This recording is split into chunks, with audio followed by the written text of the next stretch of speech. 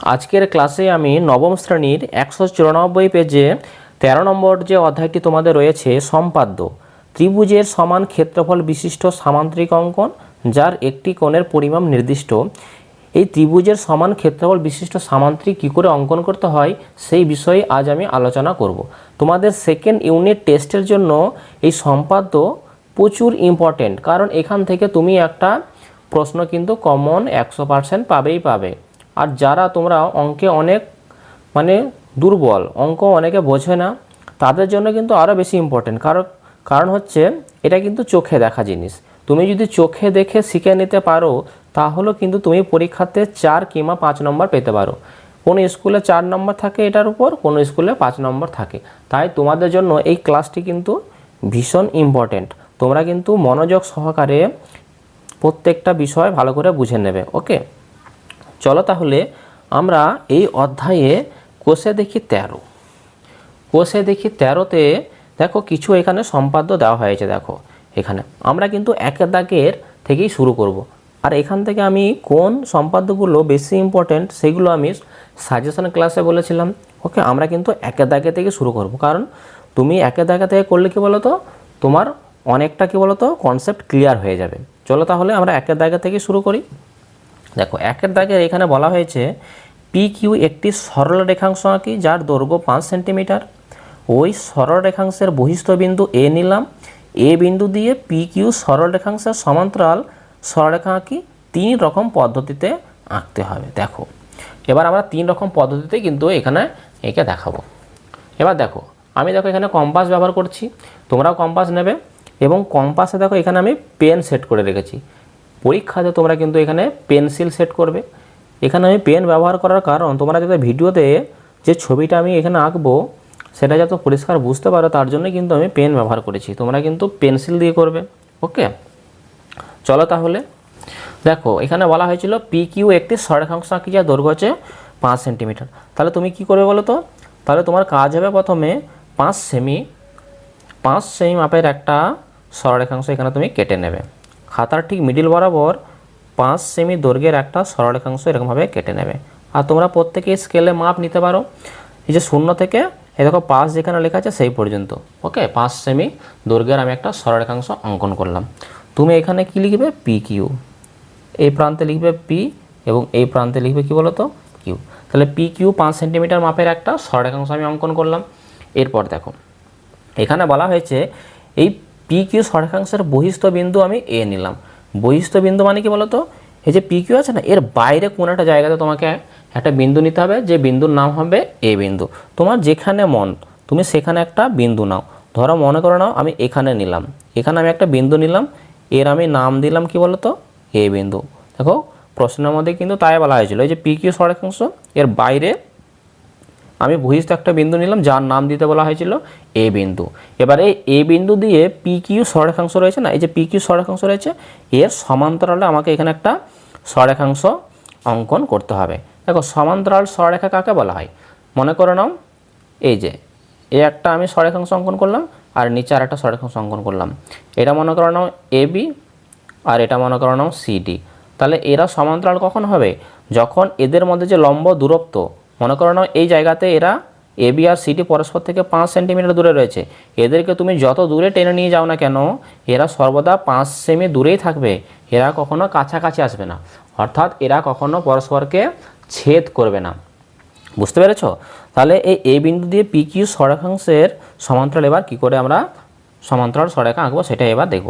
তাহলে P Q আমরা সরলরেখা নিয়েছি, তার বাইরে একটা বিন্দু নিয়েছি এ বিন্দু, কোয়েশ্চেনে বলা ছিল। এবার দেখো তুমি কি করবে, এই পি কিউর ওপর যে কোনো একটা জায়গাতে যে কোনো জায়গায় একটা বিন্দু নেবে। এরকম জায়গাতে তোমার যেখানে মন একটা বিন্দু নেবে। তুমি মনে করো না এই বিন্দু নিলাম একটা আমি, এর নাম আমি দিলাম বি বিন্দু। বুঝতে পেরেছ? বি লিখলাম। এবারে যে এ আর বি তুমি যুক্ত করে দেবে, এ আর বি তুমি স্কেল দিয়ে যুক্ত করবে। এই যে আমি যুক্ত করে দিলাম। ওকে, এবার তোমার কাজ হবে তুমি এই যে কম্পাস আছে না, এই কম্পাসে যে কোনো মাপের একটা ব্যাসার্ধ নেবে, যে কোনো মাপের একটা ব্যাসার্ধ তুমি নেবে। তোমার ছোট বড় যেরকম মন তুমি একটা ব্যাসার্ধ নেবে। দেখো আমার এরকম একটা মন হয়েছে, আমি এরকম নিলাম। তো এই বি বিন্দুতে বসাবে। ওকে, বি বিন্দুতে বসাবে। তো বি বিন্দুতে বসিয়ে ওই ব্যাসার্ধ নিয়ে এখানে একটা বৃত্ত চাপ অঙ্কন করবে। ওকে, এই যেরকমভাবে বৃত্তর চাপ অঙ্কন করবে। তারপর এই একই মাপ নিয়ে তুমি চলে যাবে এই এ বিন্দুতে। দেখো এটা দেখো আমরা কোন সাইডে করলাম, বি বিন্দুতে বসে দেখো আমরা এই সাইডে এই যে সরেখাংশটা আমরা অঙ্কন করেছি এ থেকে বি, এর ডান দিকে করেছি। তুমি যখন ওই একই মাপ নিয়ে ওই একই ব্যাসার্ধ নিয়ে বি এতে বসাবে, ঠিক তার উল্টো দিকে করবে, অর্থাৎ বাম দিকে করবে। দেখো এই যে এইভাবে করলাম, বুঝতে পেরেছ? এবার দেখো তারপর তোমার কাজ হবে এই যে এখান থেকে এটা, এই যে এখান থেকে এটা, এই গ্যাপটা তুমি তুলে নেবে। ওকে, এই গ্যাপটা তুমি এখান থেকে তুলে নেবে। কত গ্যাপ হচ্ছে দেখো, এই গ্যাপটা আমি কম্পাস দিয়ে তুলে নিলাম, এই যে। ওকে, এবার তুমি তুলে নেওয়ার পর এই যে এ থেকে যখন বসিয়ে যে বৃত্তচাপটা অঙ্কন করেছি এখানে বসাবে, এই যে এই পয়েন্টটা বসাবে, এখান থেকে বসিয়ে এখানে তুমি এভাবে কাটবে।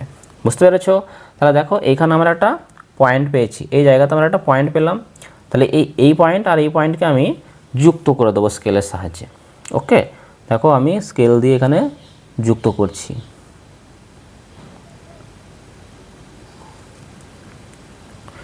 এই যে দেখো, তাহলে আমি যুক্ত করলাম। দেখো মনে হচ্ছে না যে পি কিউ আর এটা যে সরেখাংশটা আমি উপরে অঙ্কন করলাম এ বিন্দু দিয়ে, এর তুমি নাম নিয়ে নাও এম এন, এর আমি নাম দিয়ে দিলাম এম এন। দেখো তাহলে এই যে পি কিউ এর সমান্তরাল হয়ে গেছে কি এম এন, এরা কখনোই কিন্তু কাছাকাছি আসবে না, কখনোই পরস্পরকে ছেদ করবে না। তাহলে বুঝতে পারছো যে পি কিউর সাথে এম এন এখন সমান্তরাল। বাইরে যে বহিস্থ বিন্দু নিয়েছিলাম সেখান থেকে এটা গেল আমাদের কি বলতো প্রথম পদ্ধতি, মানে 1 নম্বর পদ্ধতি। বুঝতে পেরেছো? এবার দেখো আমরা 2 নম্বর পদ্ধতির মাধ্যমে কি করে এই যে পি কিউ সরেখাংশ রয়েছে এর সমান্তরালে অন্য আরেকভাবে সমান্তরাল সরেখা অঙ্কন করব। তাহলে এটা তোমরা বুঝতে পেরেছো? দেখো আমরা চলে যাবো এবার 2 নম্বর পদ্ধতি। দেখো আবার তুমি কি করবে, 5 সেমি মাপের একটা সরেখাংশ অঙ্কন করবে। এই দেখো আমি 5 সেমি মাপের একটা সরেখাংশ অঙ্কন করলাম। এর নাম কি ছিল বলো তো? P Q. এর নাম হচ্ছে পি কিউ। তাহলে 5 সেমি মাপের আমি সরেখাংশ অঙ্কন করলাম যার নাম হচ্ছে পি কিউ। দেখো এর বহিস্থ বিন্দু এ নিচ্ছি, কারণ এর বলেই দিয়েছিল কোয়েশ্চেনে যে বহিস্থ বিন্দু এ দিয়ে কিন্তু সমান্তরাল সরেখা অঙ্কন করব 3 রকম পদ্ধতির মাধ্যমে। তাহলে একরকম পদ্ধতি আমরা শিখেছি, তাহলে আবার বহিস্থ বিন্দু আবার তুমি এ নাও, এখানে তুমি এ লিখবে। বুঝতে পেরেছো? এবার দেখো এবার তোমার কাজ হবে যে পি কিউ আছে না, এই পি কিউর ওপরে তুমি একটা বিন্দু নাও যে কোনো জায়গাতে, এটাও তুমি যে কোনো জায়গাতে নিতে পারো, এটা তোমার ইচ্ছা। এখানে আমি নাম নিলাম আবার কি বলো তো বি নিলাম। ওকে, এবার তোমার কাজ হবে এই যে এ আর বি বহিস্থ বিন্দু যেটা নিয়েছি আর এই পি কিউর ওপরে যেটা নিয়েছি সেই দুটোকে আমরা যুক্ত করে দেবো এরকমভাবে। ওকে, এবার দেখো এই দাগটাকে তুমি একটু এবার বাইরের দিকে বর্ধিত করে রাখবে, এখানে এ পর্যন্ত শেষ করবে না, একটু বাইরের দিকে রাখবে। এবার দেখো সে আগের মতোই কাজ, যে কোনো মাপের একটা তুমি ব্যাসার্ধ নেবে, কম্পাসে তোমার মন মতো নিজের ইচ্ছা মতো একটা কি বলো তো ব্যাসার্ধ নেবে, একটা মাপ নেবে, দিয়ে এখান থেকে বসিয়ে এখানে একটা বৃত্তচাপ এই যে এইভাবে কাটবে। ওকে, বৃত্তচাপ কেটে নেবে। এই একই মাপ নিয়ে তুমি এবারে এতে বসাবে, যে বহিস্থ বিন্দু নিচে সেখানে। দেখো আগের বার আমরা এই উল্টো দিকে করেছিলাম, এবার কিন্তু এখানে যে সোজা দিকে করেছি ডান দিকে, এবার তুমি এই ডান দিকেই করবে। বুঝতে পেরেছো? এই যে আমি যেভাবে দেখাচ্ছি এরকমভাবে। বুঝতে পেরেছো? এবার দেখো এখান থেকে গ্যাপটা নেবে, এই গ্যাপটা তুমি নেবে আবার কম্পাসে করে। দেখো এই গ্যাপটা আমি এখান থেকে তুলে নিচ্ছি, তুমি এবার এই পয়েন্টটা বসাবে, এই পয়েন্টটা বসিয়ে এখানে তুমি এভাবে কেটে নেবে। বুঝতে পেরেছো? তাহলে দেখো এইখানে একটা আমি এই যে ছেদ বিন্দুটা পেলাম, এইখান দিয়ে আমি এই পয়েন্টটা আমি যুক্ত করে দেবো। বুঝতে পেরেছো? এখান দিয়ে আমি এই পয়েন্টটা এবার যোগ করে দেবো। দেখো তাহলে যদি আমি যোগ করে দিই, এই দেখো যোগ করে দেওয়ার ফলে দেখো এখানে আমি একটা সরেখাংশ পেলাম, এর নাম মনে করো তুমি নিয়েছো এক্স ওয়াই। এক্স ওয়াই নিলে তাহলে যে পি কিউ সমান্তরাল হচ্ছে কি এক্স ওয়াই। তাহলে এই যে পি কিউর সমান্তরালে এক্স ওয়াই একটা কি হলো সমান্তরাল সরেখা অঙ্কন করলাম। তাহলে বুঝতে পারলে? তাহলে এইটা হচ্ছে আমাদের 2 নম্বর পদ্ধতি। বোঝা গেল? 3 রকম পদ্ধতি বলেছিল। এবার দেখো সব থেকে যে গুরুত্বপূর্ণ যে পদ্ধতি এটা আমরা এবার শিখে নেব। দেখো এবার আমরা পি কিউর সমান্তরালে সরেখা অঙ্কনের জন্য 3 নম্বর পদ্ধতি শিখে নেব। একই রকমভাবে খাতার ঠিক মাঝে বরাবর 5 সেমি মাপের একটা সরেখাংশ অঙ্কন করবে। দেখো এখানে আমি 5 সেমি মাপের একটা সরেখাংশ অঙ্কন করলাম, এর নাম কি বলো তো পি কিউ। তুমি নাম দেবে পি কিউ।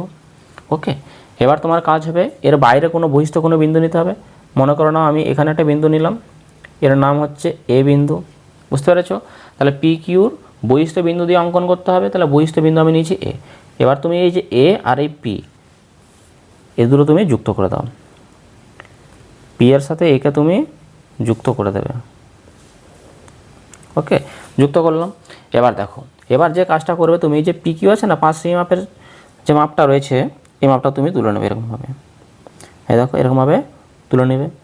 তুলে নেওয়ার পর তোমার কাজ হবে যে এ বহিস্থ বিন্দু যে এ নিয়েছি না, সেখানে বসাবে কম্পাসের পয়েন্টারটা। তো এখান থেকে এইখানে একটা বৃত্ত চাপ আঁকবে এরকমভাবে। বুঝতে পেরেছো? এবার তারপরে তোমার কাজ হবে এতে বসিয়ে এই এ পি মাপটা নেবে, এ আর পি এই মাপটা নেবে। ওকে, এই দেখো আমি মাপটা নিয়েছি। এরই মাপটা নিয়ে তোমাকে কিউতে বসাতে হবে। এই কিউতে বসাবে, এখান থেকে এইভাবে কাটবে। বুঝতে পারলে? তাহলে দেখো এইখানে একটা আমি পয়েন্ট পেয়েছি এখানে। তাহলে এই পয়েন্ট আর এই এ পয়েন্ট যদি আমি যুক্ত করে দিই, তাহলে কিন্তু আমি পি কিউর সমান্তরাল সরেখা পেয়ে যাব। দেখো এটা আমরা এবার যুক্ত করে দেব। দেখো যুক্ত করে দিয়েছি। তাহলে পি কিউর সাথে কি বলতো, এটা সমান্তরাল হয়ে গেছে। এর নাম তুমি মনে করে নাও, নিয়েছো ধরে নাও এটা এক্স ওয়াই ধরে নাও, এক্স ওয়াই তুমি নাম দিয়ে দাও। তাহলে পি কিউ সমান্তরাল হচ্ছে কি এক্স ওয়াই। তাহলে দেখো এই পি কিউ যে সরেখাংশটা ছিল 5 সেমি, তার সমান্তরালে তার বহিস্থ বিন্দু এ দিয়ে 3 রকম পদ্ধতিতে আমরা সমান্তরাল সরেখা অঙ্কন করলাম। এটা হচ্ছে 3 নম্বর পদ্ধতি। আশা করি তোমরা বুঝতে পেরেছো। এবার আমরা সব থেকে গুরুত্বপূর্ণ যে সম্পাদ্যটা রয়েছে কোয়েশ্চেন নম্বর 2, সেটার আমরা সমাধান এবার দেখে নেব। চলো তাহলে 2 দাগের অঙ্কে। দেখো এবার আমি তোমাদের পাঠ্য বইয়ে যে 2 নম্বর যে সম্পাদ্যটি রয়েছে, এটার সমাধান আমি বা এটার অঙ্কন আমি দেখাবো। এটি কিন্তু তোমাদের পরীক্ষার জন্য ভীষণ ভীষণ ইম্পর্টেন্ট। তাই তোমরা এটা স্কিপ না করে খুব ভালোভাবে বুঝে নেওয়ার চেষ্টা করো, দেখবে তোমরা পরীক্ষায় প্রত্যেকে করতে পারবে। দেখো এখানে বলা হয়েছে 5 সেমি, 8 সেমি ও 11 সেমি দৈর্ঘ্যের বাহু বিশিষ্ট একটি ত্রিভুজ অঙ্কন করি এবং ওই ত্রিভুজের সমান ক্ষেত্রফল বিশিষ্ট একটি সামান্তরিক অঙ্কন করি, যার একটি কোণ 60 ডিগ্রি। অঙ্কন প্রণালী ও সমাধান বা প্রমাণ লিখি। দেখো এখানে অঙ্কন প্রণালী ও প্রমাণ কিন্তু তোমাকে লিখতে হবে না, তুমি শুধু অঙ্কন চিহ্ন ব্যবহার করবে, তাহলেই কিন্তু হবে। দেখো তাহলে 5 সেমি, 8 সেমি ও 11 সেমি দৈর্ঘ্যের বাহু বিশিষ্ট একটি ত্রিভুজ অঙ্কন করি। তুমি সর্বপ্রথম এখান থেকে এইটুকুনি যে অংশটা পড়লাম আমি, 5 সেমি, 8 সেমি ও 11 সেমি দৈর্ঘ্যের বাহু বিশিষ্ট একটি ত্রিভুজ অঙ্কন করি। চলো এই কাজটাই আমরা আগে করে নিই। আগে আমরা ত্রিভুজটা অঙ্কন করে নিই, যে বাহুর মাপগুলো দেওয়া আছে সেটার মাধ্যমে। দেখো তাহলে আমরা যে ত্রিভুজটা অঙ্কন করব, সেই ত্রিভুজের বাহুর মাপ কত কত দেওয়া আছে বলো তো?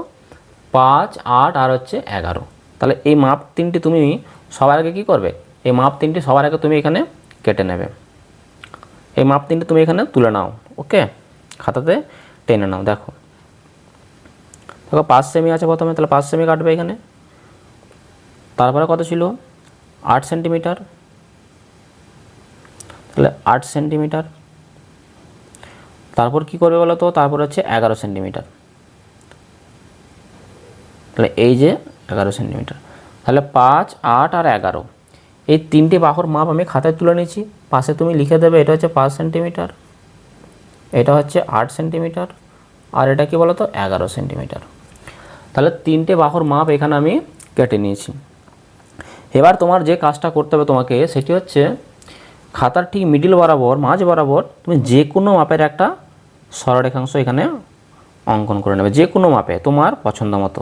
এ দেখো এরকম তুমি যে কোনো মাপের একটা কী করবে, সরলরেখাংশ এখানে কাটবে। এবার দেখো এবার তোমার কাজ কি হবে, এখানে যে 3টে বাহুর মাপ আমি কেটে নিয়েছি, তার মধ্যে দেখো সবথেকে নিচে যে বড় মাপটা রয়েছে 11 সেন্টিমিটার, তুমি এই মাপটা নেবে। তুমি চাইলে উপরের 5 সেমি নিতে পারো কিংবা 8 সেমি নিতে পারো। আমি দেখো নিচের 11 সেন্টিমিটার মাপটা সবার আগে নিচ্ছি, এই মাপটা তুমি নেবে। ওকে, এ দেখো কম্পাসে যেন পুরো মাপটা যেন ওঠে সেইভাবে কিন্তু নেবে। দেখো 11 সেমি মাপটা আমি এখানে নিয়ে নিয়েছি। ওকে, এবার তোমার কাজ হবে যে এই যে মিডিলে যে কোনো মাপের যে আমি সরেখাংশটা কেটে রেখেছি, সেখানে এই প্রান্তে বসাবে, কম্পাসের পয়েন্টারটা ঠিক এই প্রান্তে এরকমভাবে বসাবে। দিয়ে ওই 11 সেমি মাপ যে তুলে নিলাম, সেটা এখান থেকে এভাবে কেটে নেবে এখানে। বুঝতে পেরেছো? তাহলে এখন এটা এখন 11 সেমি হয়ে গেছে, কারণ 11 সেমি মাপ আমার কম্পাসের মধ্যে এখন রয়েছে। এখান থেকে বসিয়ে আমি এখানে কেটে নিলাম। বুঝতে পেরেছো? এবার দেখো এবার তোমার কাজ হবে এই যে 8 সেমি মাপের যে সরেখাংশটা বাহুটা ছিল, 8 সেমি মাপের বাহুটা নেবে। এবার এই 8 সেমি মাপে দেখো এই নিয়ে নিয়েছি। এই 8 সেমি মাপের বাহুটা তুমি চাইলে এখান থেকে বসিয়ে এখানেও কাটতে পারো, কিংবা এখান থেকে বসিয়ে এখানেও কাটতে পারো, যেদিকে তোমার মন। আমি এখান থেকে বসিয়ে মনে করো না এইভাবে কাটলাম, এরকমভাবে। বুঝতে পেরেছ? তারপর তুমি এই 5 সেমি যে বাহুর মাপটা রয়েছে, এই 5 সেমি মাপের বাহুটা নেবে। এই দেখো 5 সেমি মাপের বাহুটা নিলাম। তাহলে এখানে বসাবে, এবার এখান থেকে বসিয়ে এইবার আবার এইভাবে কেটে নেবে। বুঝতে পারলে? তাহলে দেখো এইখানে আমরা একটা পয়েন্ট পেয়েছি, এখানে একটা ছেদবিন্দু যে পয়েন্ট, এই পয়েন্টটা পেলাম। তাহলে এই পয়েন্ট, এই পয়েন্ট আর এই পয়েন্ট, এগুলো আমরা যোগ করে দিয়ে কী করবো, ত্রিভুজটা অঙ্কন করে নেব। দেখো এগুলো আবার তুমি যুক্ত করে দাও।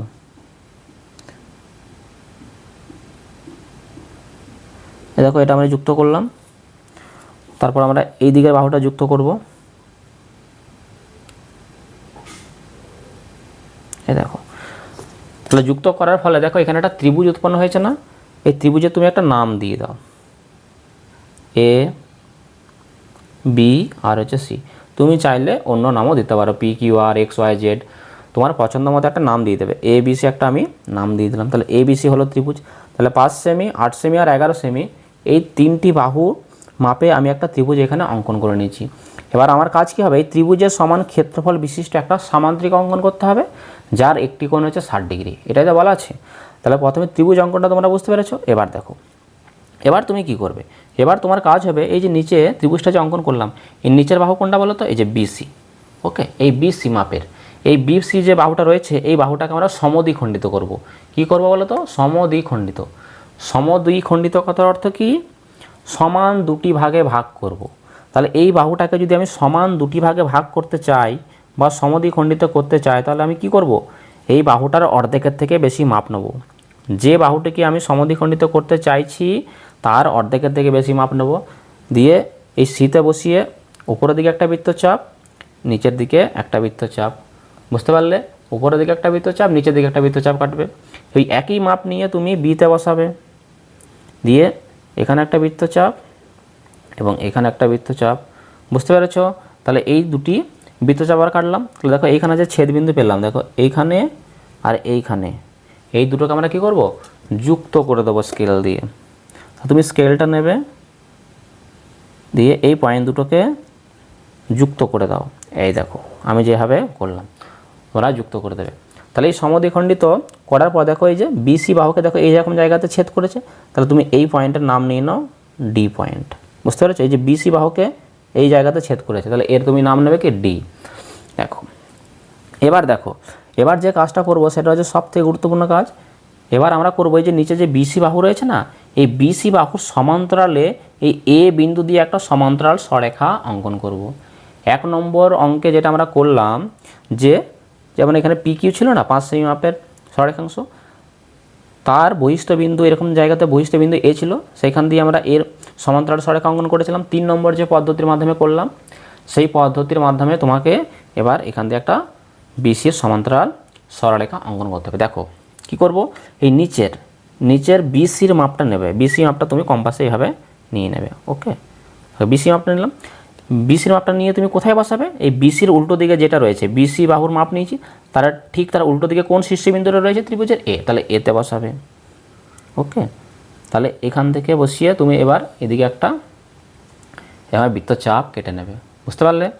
তারপর তুমি কি করবে, তাহলে দেখো বিসির মাপটা নিয়ে আমি এতে বসালাম, দিয়ে এদিকে একটা বৃত্তচাপ কাটলাম। আবার একই রকমভাবে এই এ বি মাপটা নেবে, এ বি মাপটা তুমি কম্পাসে তুলে নেবে। এই দেখো আমি এ বি মাপটা নিয়েছি। ওকে, এ বি মাপটা নেওয়ার পর দেখো এ বির মাপ নিয়েছি, তার উল্টো দিকে কে আছে, সি আছে, তাহলে সি শীর্ষবিন্দুতে বসাবে, এখানে বসাবে, দিয়ে এইভাবে একটা বৃত্তচাপ কেটে নেবে। দেখো এটা এই জায়গায় ছেদ করেছে, এই জায়গায় পয়েন্ট তৈরি হয়েছে, তাহলে এই পয়েন্ট আর এ পয়েন্ট এবার আমরা যুক্ত করে দেবো। তুমি যুক্ত করে দাও। এই দেখো এই আমি যুক্ত করে দিলাম। বুঝতে পেরেছো? এবার দেখো এইখানে তুমি এই যে ছেদবিন্দু, এর নাম তুমি নিয়ে নাও, মনে করো না কিউ পয়েন্ট এটা। ওকে, এই পর্যন্ত তোমরা বুঝতে পেরেছো? তাহলে বিসির সমান্তরাল একটা এখানে আমি দেখো এ কিউ একটা সরেখাংশ এখানে অঙ্কন করে নিয়েছি। বুঝতে পেরেছো? এবার দেখো তোমাদের এখানে প্রশ্নে কি বলা ছিল, প্রশ্নে এখানে বলা ছিল যে ওই ত্রিভুজের সমান ক্ষেত্রফল বিশিষ্ট একটা সামান্তরিক অঙ্কন করব, যার একটা কোণ কি বলেছে 60 ডিগ্রি। তাহলে দেখো 60° যে সামান্তরিকটা আমি করব ত্রিভুজের সমান ক্ষেত্রফল বিশিষ্ট তার একটা কোণ যেন 60° হয়। তাহলে এই 60° কোণটা আমাকে যে ডি পয়েন্ট আছে না এখানে আমাকে করে নিতে হবে। যে সামান্তরিকটা আমি অঙ্কন করব তার কোণটা আমাকে কোথায় রাখতে হবে, এই যে ডি পয়েন্ট রেখেছি আমি এই ডি পয়েন্টের এখানে। আর দেখো 60° কোণ কিন্তু কম্পাসের মাধ্যমে খুব সহজে করা যায়। তাহলে তুমি এটা চাঁদা দিয়ে করতে যাবে না, তুমি কম্পাস দিয়ে খুব সহজে করে দেবে। তাহলে ডি পয়েন্টে আমরা একটা কোণ করব, কত কোণ, 60°, কারণ সামান্তরিকের একটা কোণ বলেছে যেন 60° হয়। তাহলে তুমি যে কোনো মাপের একটা কী করবে, ব্যাসার্ধ নেবে কম্পাস, যে কোনো মাপ। তো এখান থেকে বসে একটা বৃত্তচাপ কাটবে এরকমভাবে, ওই একই মাপ নিয়ে, কম্পাস কিন্তু ছোটো বড় করবে না, আর ওই একই মাপ নিয়ে এখান থেকে বসিয়ে এখানে কাটবে। তাহলে এই ডি পয়েন্ট আর এই যে ছেদবিন্দু পেলাম এই দুটোকে আমরা যুক্ত করে বাড়িয়ে দেবো বাইরের দিকে। দেখো তাহলে এবার আমরা এটাকে যুক্ত করে দেবো, ডি পয়েন্ট আর এই যে ছেদবিন্দু পেলাম এটা আমরা যুক্ত করে দেবো। এই দেখো এইভাবে, বুঝতে পেরেছো? তাহলে যুক্ত করে বাড়ি দেওয়ার ফলে দেখো এই যে উপরে যেটা সরেখাংশটা অঙ্কন করেছিলাম সেটাকে দেখো এইরকম জায়গাতে ছেদ করেছে, এই জায়গায় ছেদ করেছে। তুমি এর নাম নিয়ে নাও ই নেবে, এর নাম নিলাম আমি ই। এটা কিন্তু এই ত্রিভুজের নাম, বুঝতে পেরেছো? আর এই যে দাগটা আমি এখানে কাটলাম, এই যেটা এই দেখো এই দাগটাকে এইখানে ছেদ করেছে, তাহলে এর নাম নিলাম আমি কি ই, বুঝতে পেরেছো? এবার দেখো, এবার তোমার কাজ হবে নিচে যে ডিসি রয়েছে না, এই ডিসি এই মাপটা নেবে, এই ডিসি মাপটা তুমি এবার কম্পাসে তুলে নেবে। ওকে, কম্পাসে তুলে নেবে। এই দেখো কম্পাসে আমি ডিসি মাপ নিয়ে নিয়েছি। এখন এর মধ্যে ডিসি মাপ আছে, এই যে যেখানে এই যে এটা এই অ্যাঙ্গেলটা দাগটা জয়েন করার সময় দেখো এটা এই উপরে দেখো এ বি যে সরেখাংশটা ছিল তাকে কোন জায়গায় ছেদ করেছে, এই জায়গায় ছেদ করেছে ই পয়েন্টে। এই ই পয়েন্টে তুমি বসাবে, এখান থেকে এই ডিসি সমান করে এখানে তুমি কেটে নেবে, বুঝতে পেরেছো? এর নাম দেবে তুমি এফ। কি নাম দিলাম? এফ। এবার তোমার কাজ হবে এই যে এফ আর সি যুক্ত করে দাও, তুমি এফ আর সি যুক্ত করে দাও। এফ আর সি যুক্ত করে দিলে দেখো এখানে একটা সামান্তরিক তৈরি হয়েছে না, C D E F, C D E F. এ দেখো এই একটা সামান্তরিক। আমরা কি জানি সামান্তরিকের বিপরীত বাহুগুলো কি হয়, সমান এবং সমান্তরাল হয়। এবার ডিসি সমান করে আমি এখান থেকে এটা কেটেছিলাম, মানে ডিসি এটার মাপ যা হবে এটার মাপও তাই হয়েছে, কারণ এর মাপটা সমান করে আমি ই থেকে এটা কেটেছিলাম। আবার এই মাপটা আর এই মাপটা কিন্তু সমান। আর দেখো সামান্তরিকের একটি কোণ বলেছিল কত, 60° হবে, আর এই কোণটা কত সামান্তরিকের 60°। এবার এ বি সি ত্রিভুজের ক্ষেত্রফল যা হবে সি ডি ই এফ, এই সামান্তরিকটারও ক্ষেত্রফল কী হবে, একই হবে, যার একটা কোণ কত 60°, বুঝতে পেরেছো? তাহলে এটি হয়ে গেল 2 নম্বর যে তোমাদের সম্পাদ্য রয়েছে তার সঠিক এটা অঙ্কন। এবার দেখো এখানে তুমি কি লিখবে, এখানে তুমি লিখবে একটা কথা তোমাকে লিখতে হবে, অতএব এ বি সি ত্রিভুজের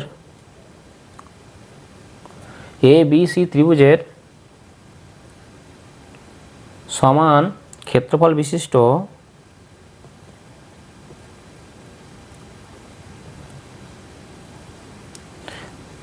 সামান্তরিকটি হলো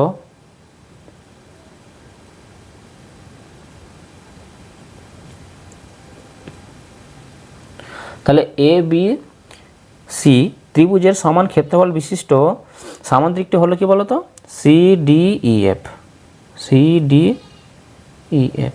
তাহলে এটি কি বলতো, এটি হয়ে গেল 2 নম্বর সম্পাদ্যের সঠিক সমাধান। আশা করি তোমরা প্রত্যেকে বুঝতে পেরেছো। তোমরা প্রত্যেকে এটা বাড়িতে আজ প্র্যাকটিস করে নেবে, দেখবে তোমরা পরীক্ষাতে খুব অনায়াসে করতে পারবে এবং 4 বা 5 যাই নাম্বারে থাকুক না কেন তুমি ফুল মার্কস পাবে। তাহলে আজকের ক্লাসটি আমি এখানে শেষ করছি, দেখা হচ্ছে আবার পরের ভিডিওতে।